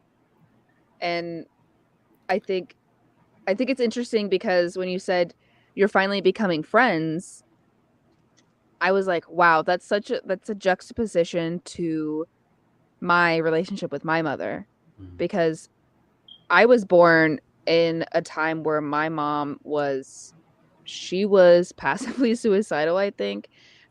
She's told me stories of she lived in St. Louis and she would walk up to gangbangers. This is in the 90s, like the late 90s. And just tell them that they were stupid and that like why aren't you donating to Toys for Tots or like why are you a gangbanger? Like that's just dumb. Just like Wow. wanting to get knocked the fuck out. Like looking for a fight. And um she met my dad, and they were like messing around for 3 months, and then, oh, hey, there's a baby in here. So then they got thrown into like this I was at my parents' wedding, thrown into this marriage, had 3 more kids, all this other stuff. And like, oh, come back to me, point. Where were we going with this? Your Oh, mom? so I was my mom was 23 when she had me, and then my dad enlisted like literally my mom was 23 and my dad was 20. My dad turned 21 like 6 weeks after I was born. In boot camp. Wow. In boot Wow. camp, because he went to boot camp like I think 2 weeks after I was born. And so we moved to California, and I was my mom's only friend for like a long time. Mm. And she's like, "That's why you're so smart, because I talk to you like a human person, Mhm. and you were my friend." And it stayed that way. Like, she did mother me, but from a friendship standpoint. Sure. And so now we're learning how to have a mother-daughter relationship instead of just being friends. And that's it. It hurts. It's heartbreaking, because I'm like, wow, I've only ever known her as like my best friend, and now that I don't feel comfortable telling her everything, I'm like, oh shit, this is like, I'm mourning the death of what we had and having to figure out what we have now. Mm-hmm. Wow.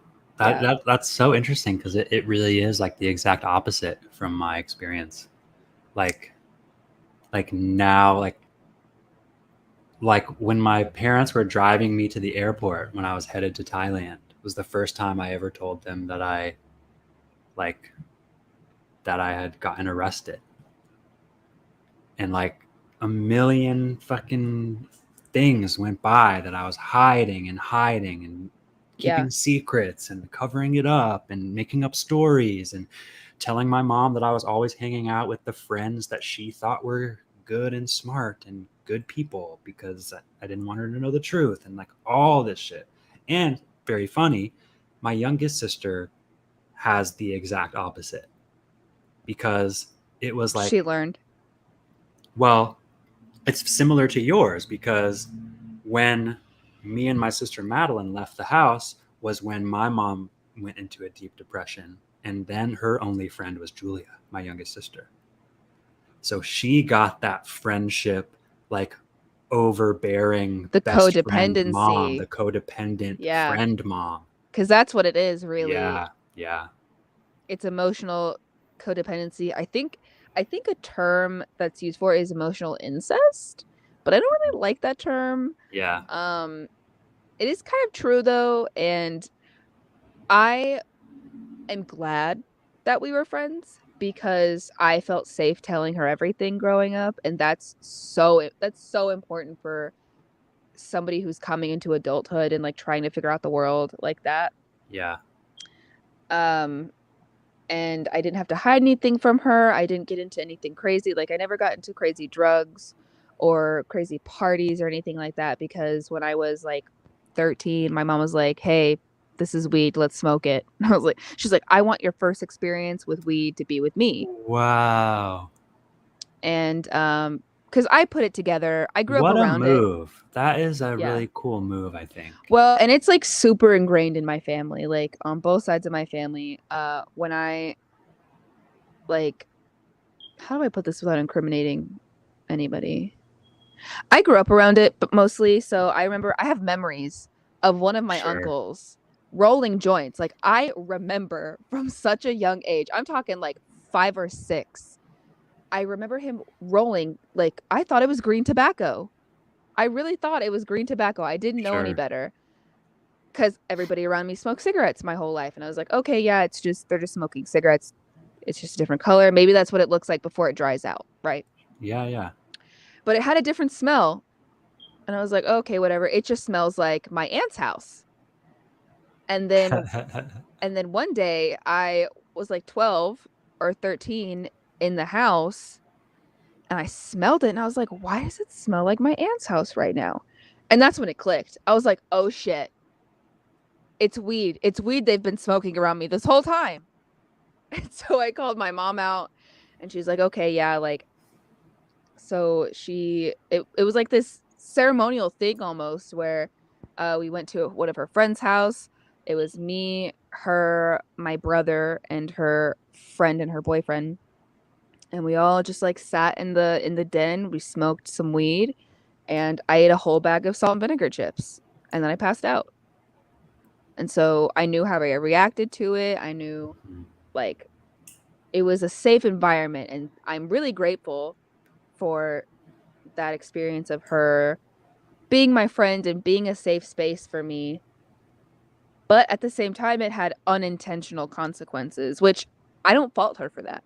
I don't fault her for relying on me when I was growing up because she needed help, and I get that. And I don't fault her for making mistakes that didn't manifest until years later. You can't expect a parent to know that because they're just doing their best.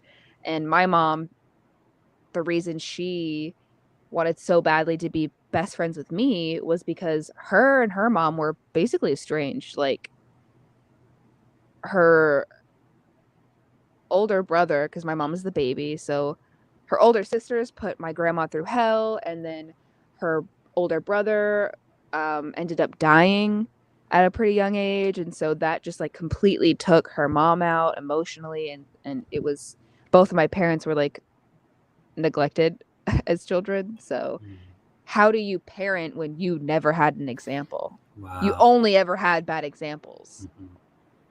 So I don't know.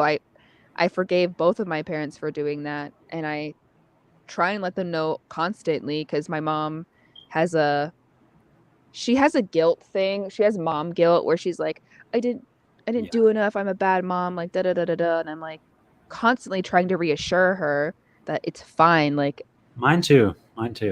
you could be the best, most perfect parent in the world, and you're still gonna traumatize your child because trauma is relevant. And so that's where the codependency comes in because I'm like trying to baby her. I'm trying to like console her. Mm. Well, I think this will be the final time we take a little intermission as Heaven resets their camera. Built-in breaks. Yeah, no, I have a little one-on-one with the listener while you reset. And we're back. And we're back.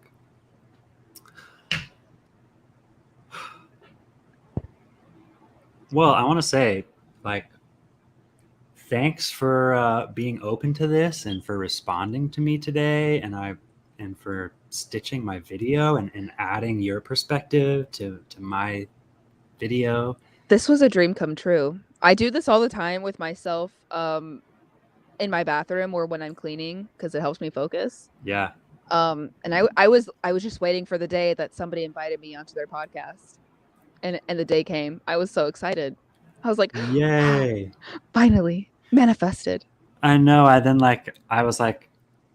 sent that second message where I was like, I don't want to seem too overbearing. I hope this isn't too far. You don't have No, to I come love on the it. podcast. I'm a very intense person. I have a Scorpio moon, and so I'm very, very intense. Well, look, next time we chat, I'd love to talk more about human design, astrology. Let's get into it. I would love to see your chart. Oh, yeah. Are you Totally. a Gemini? Are you a mutable sign? When's your birthday? I'm a Gemini. Oh, fuck yeah. I was like, this person's a Gemini. I could just tell. I'm a Totally. Sagittarius. Okay. My sun sign Sagittarius, so we're sister signs. Mhm. We're two sides of the same coin. Mm. One of my youngest brother is a Gemini, and so was my mom's mom. Cool. Yeah. I'm also a projector in human design. Work. Okay, I was wondering because you were like, yeah, I'm always having to like invite other people to do things, like always inviting people, and I was like, I bet you he's a projector. Wait. Projectors are the other way around, actually. That's why I was like, hello. And that's why me learning from my roommate where I was saying yes to all her invitations. And my roommates now, my partner Lane, who is a manifesting generator, she basically invited me into her life. Like she had to be Love like, it. I want you here. Come with me. Live with me. Come, let's do this thing. Like her and I are about to, we have 2 episodes of a podcast out. We've lost our momentum, but we're about to do some real shit together. And yeah, I mean, it's really helped me. And the biggest thing is that I just realize how hard I've been on myself for not having like an engine to just be working. And, you know, the way that I've always looked at that is just with shame and guilt and I'm bad. I need to work harder and all this stuff. And I'm just seeing now how it's like I can just let all of that go. And come to you. Yeah. Yeah, I think Yeah. I'm not super, because I learn about human design passively, because I have I don't know if you know them, Bronx on Twitter and TikTok. Mm. Their at is Tarot by Bronx on both platforms. Oh yes, I know Bronx. I Yes. love Bronx. I know Bronx. They're one of my favorite They talk about individuals. human design? Oh yeah, yeah. Okay, I've only seen their YouTube tarot videos. Yeah, I think they've really been into projectors recently. They've been Okay, tweeting I'm literally about to go check that out. Yeah, I love Bronx. They're one of my favorite people. I got to meet them actually last year around this time, and they gave me a reading. I won a reading from them, and I'm just obsessed with them. I always shout them out because they're great. So they do human design, and so does IJDE. It's at IJAADEE on Twitter. She is actually private, unfortunately, but Bronx has a lot of good human design content. And that I get their tweets sent to my phone, so that's how I'm literally like reading these tweets notifications on my phone, and that's how I'm retaining the information. But I think they just released like a human design PDF, like a book PDF. So I need to like physically take notes, and I'm trying to apply that to how I'm living life, because I'm a manifesting generator, so I have all these ideas, but I have a hard time following through, and I'm trying to follow what excites me. Yeah. Yeah, that's huge. Well, if you think of it, and I'll ask you to like, if you want me to put a little bio, any socials or anything for the podcast description. Oh yeah. Just send me that. And yeah, if you want to include those Bronx, just so I remember, and I want to put it in there because I want other people to be able to know where to go for that if they're interested. Absolutely. So that would be awesome. Yeah, this is a pleasure. Thank you so much. You're so welcome. Well, and I wanted to say on the projector thing before we end, like, I invited you on the podcast, but you invited yourself through stitching my shit. Yes. Like that was your invitation to me. Real talk. Yeah. Yep. That was something I was like, I need to speak on this, because that was not the first or the second time you had put something out there that I was like, holy shit, I like, we are on the same page right now. I was just like, oh my God, like, get out of my head, dude. Bro, and there are so many others who are right here with us. There are. Yeah. And so it's our time. It's our time to monetize our success. Like I don't know. Yeah. I think I keep seeing this this trend. I'll link the creator who has like the PDF and stuff. I can't remember their name at the time, but they were like, start living your life like it's a movie. Like, people are following you with cameras, and I already do that.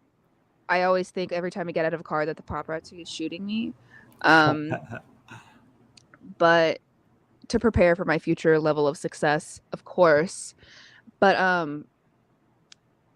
they're like, or actually film yourself doing stuff. And I was like, wait, that's actually a great way, because it's like you're like, oh, I really like doing this thing, but then you assume that the effort to do the thing, like creating in any capacity, music, content, whatever, I love doing this, but I just don't know if I have the energy to do it. But then you like accidentally start doing it, you're like, wait a second. It like the thought of doing the task is more daunting than actually doing the task. Yes. Very that. That's my fucking life. Yeah, so I think it's my goal.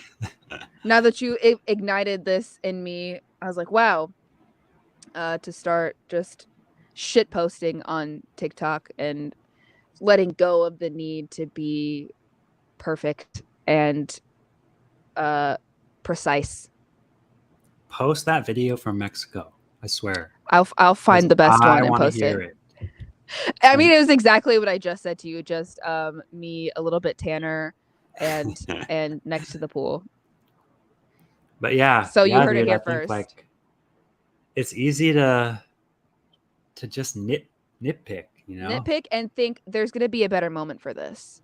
There's gonna be a better moment, and when there's you never a say better that, moment. the moment gets farther away. Yeah. It's harder and harder to go back to that time. Do you know how many pictures I have where I'm like, I'm gonna post this on Instagram, and then I don't sit down and actually put in the effort to edit the pictures, or even just organize them in a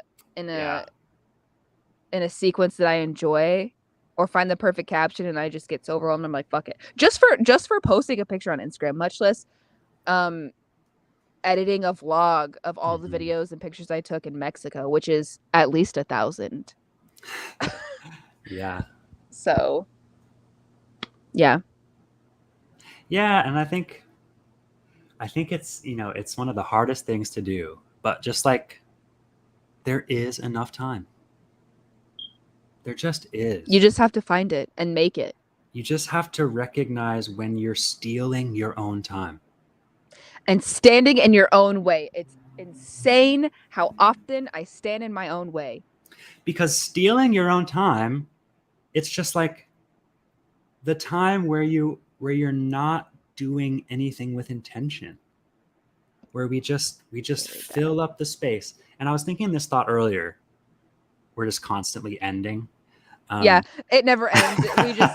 we fall asleep on this. It's the world's longest podcast. Oh, did I just forget my point? Crap. Meant to be. Yeah, the podcast is just it's a never-ending documentary of our friendship. We never turn it off. Bro. I'm excited to document more again soon. Yeah, it was. I can't say it enough. Thank you so much for inviting me on your podcast and giving me something to respond and be excited about, and really lighting a fire under my ass to be like, oh shit, like we can do this. Yeah. And it's like 2 hours. It's like effortless. And like the depth, and like you said, the neural pathways that are created in this time. And it's like, imagining this Monday night where you didn't see my TikTok, and in an alternate universe. And like, this time wouldn't have been like, it would have gone so much quicker. It would have just like disappeared. I can tell you exactly what have happened. I would have come home and lied to myself on the way home and saying, I'm going to clean my bathroom, just my bathroom. And then I would not have cleaned my bathroom. I would have gotten in home, petted my dog, and laid in bed and scrolled through TikTok. Yeah. That's what would have happened. Yeah. And then been like, shit, it's 11:30. I needed to get up at 7 and have gone to bed. Mm-hmm. But that didn't happen. It didn't. We're on our way. Yeah. Like, today is the beginning of the rest of our lives.